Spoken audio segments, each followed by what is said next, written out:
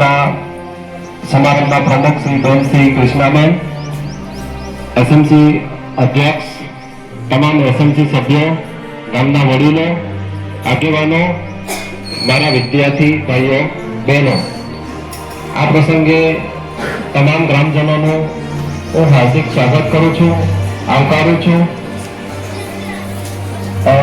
શાળામાં આપણને ગ્રામજનો તરફથી ઘણી મદદો અને સેવાઓ મળે છે, તો આ પ્રસંગે હું એમને બધાને યાદ કરું.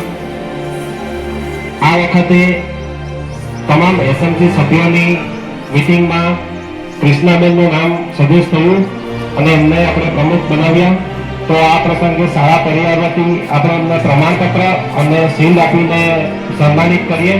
તો સુરેખાબેનને વિનંતી